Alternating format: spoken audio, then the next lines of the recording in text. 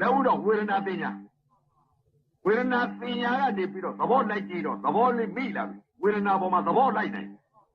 quên na tin như khả này nó làm gì vậy quên na ô ở phía sau bị tao lại bị ông phá này quên na tin nhà lúc bị quên na tin nhà chết rồi về rồi này tao lúc này bây giờ họ thà mà khả năng ngã ba nhiều gì à mày về rồi này khả năng ngã ba aku nhìn này đâu đấy sao đi dùng đâu dùng cái gì hả nàng này là về quên na toa đi quên na mà khán giả gì nó na đi ra đi nàng này ngã thà đấy đi ra bộ nàng này về bà đấy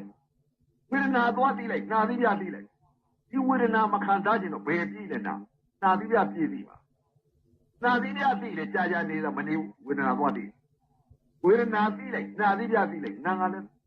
quên na đi lại na đi ra đi nàng này bắt đầu đấy đi nhìn này hà gì à bắt đầu à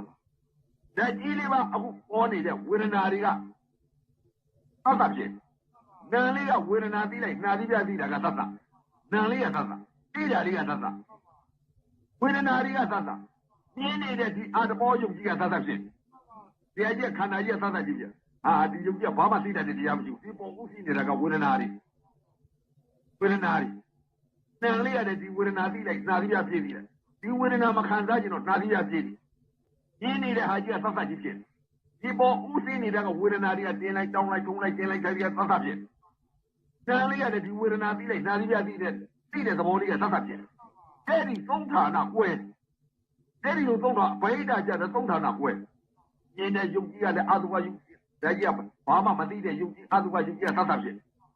đi bộ usi này đâu quên na đi là sátผิดtu lên na đi ra đi quên na đi lên tí để tao đi là sátผิดbây giờ là tông dịch quên nhìn này hai đứa nhìn này thằng adu qua dùng gì là sát đi bộ usi này đâu quên na đi là sát tí để đi là sát thế đi lúc tông thằng nào quên ít sát thằng nào tao tông thằng nào quên rồi bây giờ là quênအဲ့ဒီလိုကြွယ်တော့ဆင်းရဲနေဒီဝေဒနာပေါ်မှာပမာရိရလာတဲ့အချိန်ခါကျတော့တခါနဲ့နှလုံးသွင်းပြီးတော့ဘုရားဟောထားတယ်ခန္ဓာ၅ပါးကဘယ်လိုလဲဆိုတော့ငါဒီခုမြင်နေတဲ့ဥစ္စာကြီးကျုပ်တရားကြီးဟာဒါကြောင့်ယူပက်ခန္ဓာကြီးပဲယူသိမြင်တဲ့ဒါကြောင့်အယူစုကြီးတယ်ဒါကြောင့်ပုံမဲ့တရားကြီးပဲဒီပေါ်ဥသိနေတဲ့ကဝေဒနာတွေမြင်တာကဒါကြောင့်ယူပက်ခန္ဓာကြီးပဲယူသိလားဒါကြောင့်ယူပက်ခန္ဓာပဲဝေဒနာတွေဆိုတာကပြစ္ဆုတ်ပံတရားကြီးကဥသိပြီးပေါ်ပြလိုက်တဲ့ဝေဒနာတွေကဒါဝေဒနာခန္ဓာပဲဝေဒနာခန္ဓာသာရှိတယ်ငါကတင်းနေတောင်းနေထုံနေကျင်နေအောက်နေဆိုတဲ့ဥစ္စာသင်ညာကလိန်ထားပါတကယ်ရှိတာကပြစ္ဆုတ်ပံပေါ်ပြလိုက်တာကဝေဒနာခန္ဓာဖြစ်လာမှသာသင်ညာခန္ဓာကနေပြီးတင်းနေတောင်းနေထုံနေကျင်နေလို့သင်ညာပေးတာသင်ညာခန္ဓာဒီဝေဒနာကိုမခံစားခြင်းနဲ့ကန့်ညိတဲ့လောဘမခံစားခြင်းနဲ့ဒေါသဖြစ်တာကသင်္ခါရခန္ဓာဝိညာဏကတော့သိတာလေးပဲရှိပါလားသိတဲ့သဘောတရားလေးပဲရှိပါလားဒီစားငါပညာလိန်တိုင်းတင်းနေတောင်းနေထုံနေကျင်နေဆိုတာကပညာလိန်ထားပါလားတကယ်ရှိတာကတော့မြင်တာကယူပက်ခန္ဓာဒီပေါ်ဥသိနေတာကဝေဒနာခန္ဓာပေါ်ပြလိုက်တာကဝေဒနာခန္ဓာပညာကလိန်ထားတာကတင်းနေတောင်းနေဆိုဒီပညာလိန်ထားတာကဘုဒ္ဓဟာတင်းတယ်လို့တင်ညာကလိန်ထားတောက်တယ်လို့တင်ညာကလိန်ထားဒီတင်ညာလိန်ခြင်းကြောင့်မို့လို့အဝိဇ္ဇာတင်ညာကပေးနေလို့အဝိဇ္ဇာသင်္ခါရຢာကဒေါသမခံစားခြင်းနဲ့ဒေါသတွေဖြစ်နေတာကအဝိဇ္ဇာသင်္ခါရပဲဝိညာဏံလေးကတော့ခံစားပြီးဖြစ်တော့ဒီစားတင်းနေတောက်နေဆိုပြီးငါတင်းတာကြီးလိုက်နေတာမှားခဲ့ပါလားတကယ်ရှိတာကတော့မြင်တာကယူပက်ခန္ဓာပေါ်ပြလိုက်တာကဝေဒနာတွေပေါ်ပြတာကဝေဒနာခန္ဓာပညာပေးတာကသင်္ညက်ခန္ဓာရာဂဒေါသမမောဟမခံစားခြင်းနဲ့ဒေါသတွေဖြစ်နေတာကသင်္ခါရခန္ဓာဝိညာဏံလေးကတော့ခံစားပြီတကယ်ရှိတာကတော့ခန္ဓာ၅ပါးသာဖြစ်လာတယ်ခန္ဓာ၅ပါးသာချုပ်ပါလားဒါဥဒ္ဓမာတာသိလိုက်တဲ့ကောင်ကမိမမြင်မိမသိတဲ့စိတ်နော်အဲ့ဒါကပညာသိ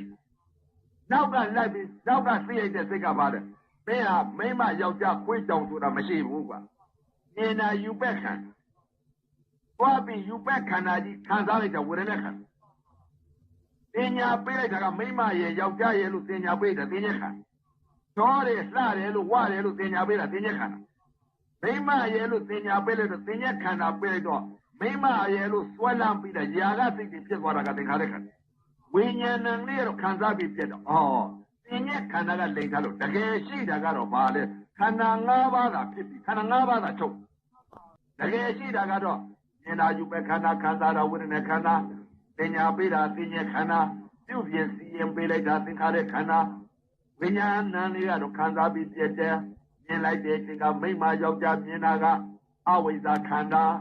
နောက်ကမြင်လိုက်တာကဘာလဲဝိဇ္ဇာခန္ဓာခန္ဓာ၅ပါးမြင်တယ်ခန္ဓာ၅ပါးချုပ်သွားတယ်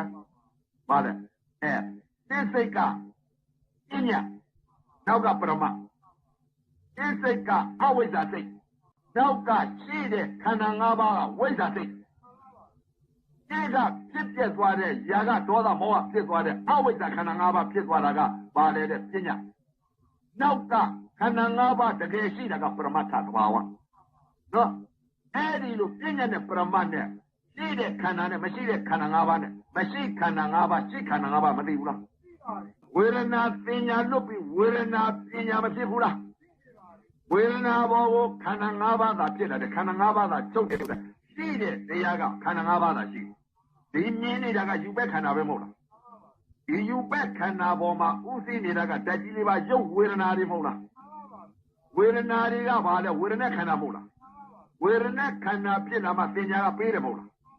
ပညာပေးမှပြုပြင်စီရင်ပြီးတော့ຢာကဒေါသမောဟဖြစ်သွားတာကသင်္ခါရခန္ဓာမဟုတ်လား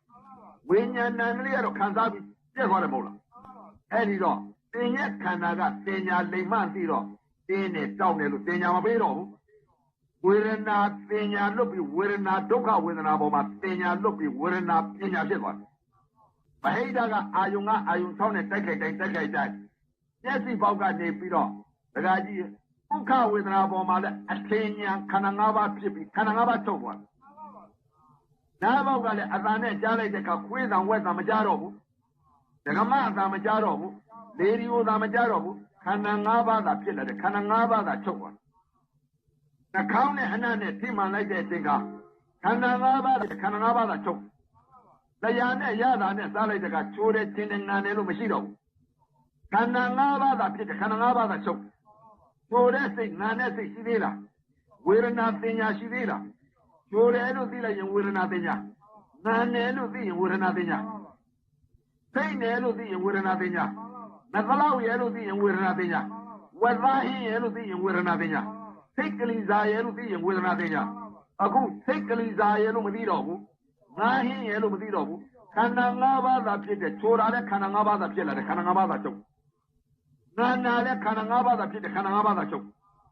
တတ္ထာလည်းခန္ဓာ၅ပါးသာဖြစ်တဲ့ခန္ဓာ၅ပါးသာချုပ်ဟာလာပြန်လည်းခန္ဓာ၅ပါးသာဖြစ်တဲ့ခန္ဓာ၅ပါးသာချုပ်ဝေဒနာပညာလွတ်ပြီးဝေဒနာပညာမဖြစ်ဘူးလားအဲ့ဒါပါလေတဲ့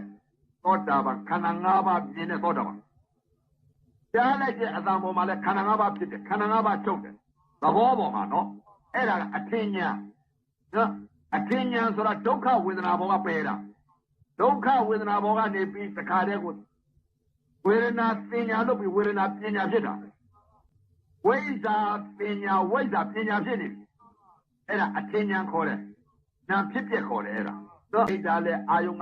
6နဲ့တိုက်ခိုက်တိုင်းခန္ဓာ၅ပါးဖြစ်လာတဲ့ခန္ဓာ၅ပါးချုပ်သွားတယ်ဒီလောကလုံးခန္ဓာ၅ပါးဖြစ်တဲ့ခန္ဓာ၅ပါးချုပ်တဲ့ခန္ဓာ၅ပါးဖြစ်တဲ့ခန္ဓာ၅ပါးချုပ်တဲ့အဲ့ဒါသမုတ်စီတာသောတာပန်ခေါ်တယ်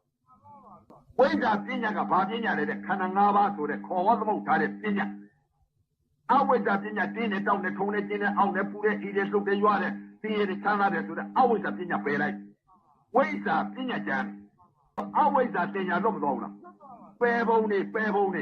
အဝိဇ္ဇာတင်ညာလွတ်ပြီးဝိဇ္ဇာတင်ညာဖြစ်ဖို့အဲ့ဒါဟောတာပါပယ်ဖို့အထူးတည်းလောက်ပယ်နေရတာပေါ့ဒီခရိယာသူ့ဟာသူပြောင်းသွားတာ